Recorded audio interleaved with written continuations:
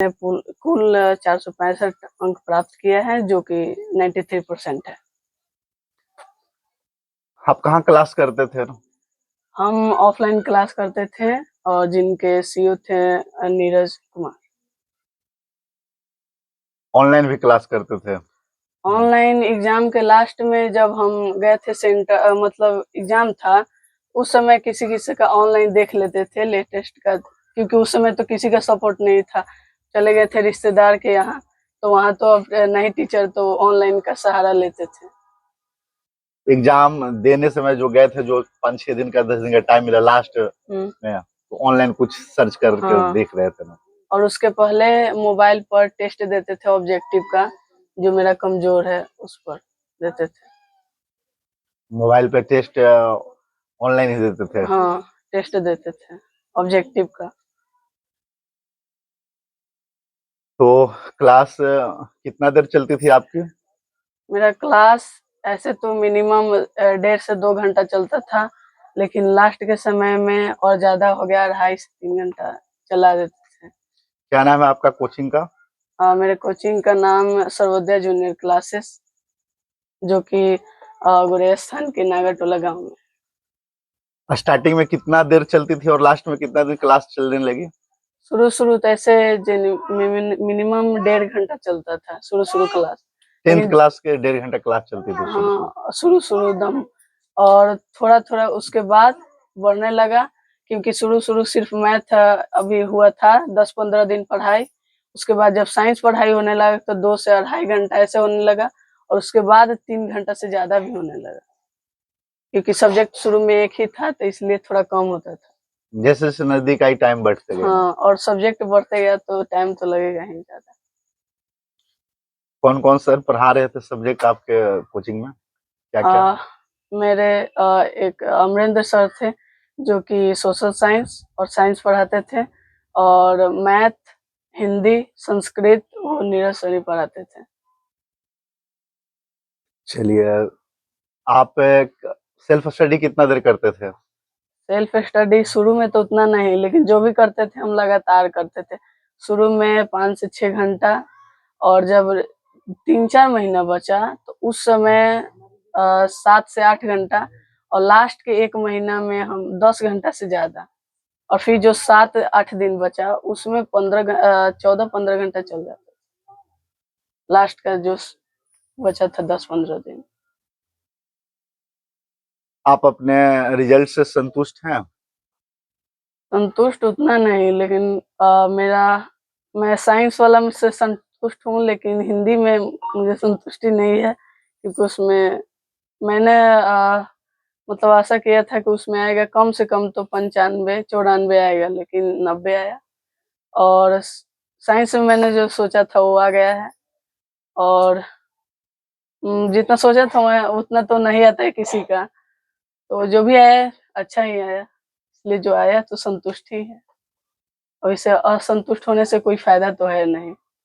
बात तो सही कह रहे हैं, मगर फिर भी कहने का मतलब है कि जो संतुष्टि नहीं हो रही है कुछ सब्जेक्टों में, या तो उसका दोषी किसे मानते हैं? खुद को मान रहे हैं, शिक्षक को मान रहे हैं, बोर्ड को मान रहे हैं, कि अपने पेरेंट्स को मान रहे हैं?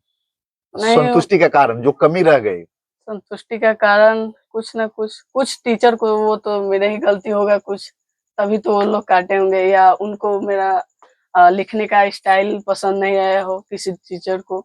उसमें हम टीचर को तो दोष नहीं दे सकते हैं, मेरे ही कुछ गलती होगा, तो इसलिए हम अगला बार इसे सुधार कर लेंगे 12th में, और आशा करेंगे कि इस बार गलती ना हो, और टीचर प्रसन्न हो जाए और इस बार अच्छा नंबर दे दे।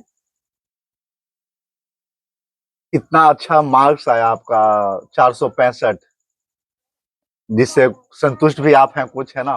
तो जो संतुष्ट हैं, तो इसका श्रेय किसे देना चाहते हैं? पेरेंट्स को, खुद को, शिक्षक को, या बोर्ड को? सबसे पहले तो हम अपने पिता और पेरेंट्स को, और उसके बाद जो बचपन के जो टीचर थे उन्होंने मेरा मैथ मजबूत किया, और उसके बाद हम थोड़ा सा मतलब भटक गए थे, लेकिन वहाँ फिर नीरज सर के पास गए, तो वहाँ मतलब थोड़ा डर भी रहता है इनसे, इसलिए कुछ होता रहा। और टेस्ट में भी मेरा बहुत कम नंबर आता था, इससे लगता था कि नहीं इस बार तो आ जाएगा। और हम यही सोचते थे कि शुरू में हम नंबर नहीं लाएं और लास्ट वाला एग्जाम में आने, तो इसलिए शुरू में मेरा नंबर नहीं आया था। और लास्ट का जो एग्जाम हुआ था ट्यूशन में, उसमें सेकंड टॉपर आए थे 441। तो उससे और खुशी हुई, मोटिवेट हुआ। और उसके बाद ये मैट्रिक जो फाइनल है इसमें भी 465 आया। आपका बिहार बोर्ड में टॉप 10 में जगह नहीं बन पाई है, इस बात की खेद है? हाँ, इसमें थोड़ा-सा मेरा ही गलती है, क्योंकि शुरुआत मेरा अच्छा था और लास्ट तो और अच्छा था, लेकिन बीच में थोड़ा-सा हम मतलब कुछ भटक गए थे। थोड़ा-सा पढ़ाई पर कम थोड़ा ध्यान गया था, तो इसलिए इसका दोषी हम ही बनेंगे। और थोड़ा बहुत टीचर को भी जो ज़्यादा कुछ काट लिए हैं। क्या आपका सपना है आगे, गोल क्या है आपका? वैसे हमने 10th तो कर लिया, इसके बाद हम 12th करेंगे जो साइंस से करेंगे। और इस बार हमें मार्क्स नंबर लाने का मतलब उतना सपना नहीं है। इस बार आईआईटी के लिए जेईई मेंस के लिए हमें तैयारी करना है, और इसलिए मुझे डीप से पढ़ना होगा। और उसमें हम अंक को उतना ध्यान नहीं रखेंगे। और जेईई करने के बाद आईआईटी जब मुझे कॉलेज मिल जाएगा, उसके बाद साइंटिस्ट बन जाएंगे, तो साइंटिस्ट बनने का सपना भी है। इसमें आपके आगे की एम्बिशन में, लक्ष्य में, सपना को पूरा करने में पेरेंट्स का कितना सहयोग मिलता है? माता पिता का, पेरेंट्स घर का तो परिवार सबसे का? ज्यादा सपोर्ट रहता है, क्योंकि जब भी हम भटकते हैं तो सबसे पहले तो पापा सपोर्ट करते हैं। बहुत बार भी हम भटके हुए, 9th 10th में भी भटके थे, लेकिन पापा मतलब हम पर ही दे देते थे बोझ कि अब तुम ही देखो तुम्हें क्या करना है। मम्मी पापा पढ़े हुए हैं? मम्मी नहीं, लेकिन मम्मी भी 5-6 तक पढ़ी है, लेकिन पापा बीए ग्रेजुएशन है। बीए ग्रेजुएशन है ना? हाँ। चलिए, तो पापा हैं साथ में, दो शब्द लेना चाहेंगे? बैठे रहिए आप। आपका बच्चा का जो रिजल्ट है उससे क्या आप संतुष्ट हैं? अब तो सर बच्चा ही बताएगा। हम तो रास्ता बताते थे और रास्ता पर चलता था, इसमें कमी नहीं है।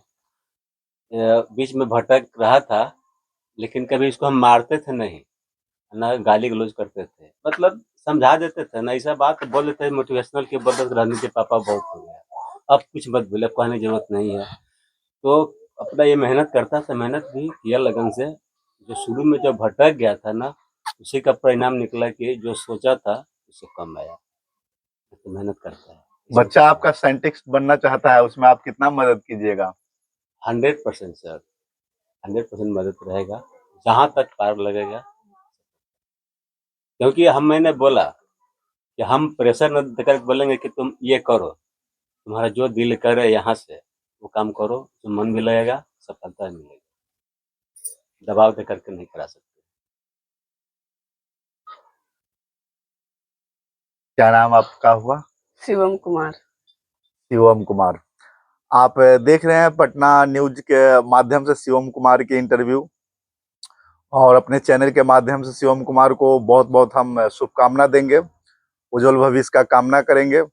और साथ साथ जो भी हमारे दर्शक हैं उन्हें मैं ये प्रार्थना करूंगा कि आप लोग इस चैनल को सब्सक्राइब करें, लाइक करें, शेयर करें, ताकि समाज में जो छुपी हुई टैलेंट है वो आपके पास पहुंच सके। तो जरूर एक बार सब्सक्राइब करेंगे, लाइक करेंगे, शेयर करेंगे।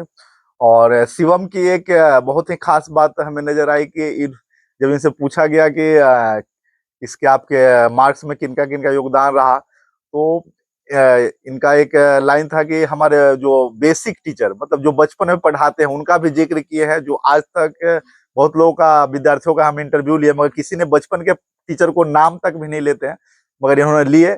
बहुत गर्व की बात है, बहुत खुशी की बात है। बहुत शुभकामना देते हैं। तो बहुत बहुत धन्यवाद। आप देख रहे हैं पटना न्यूज सन्नी कुमार के साथ।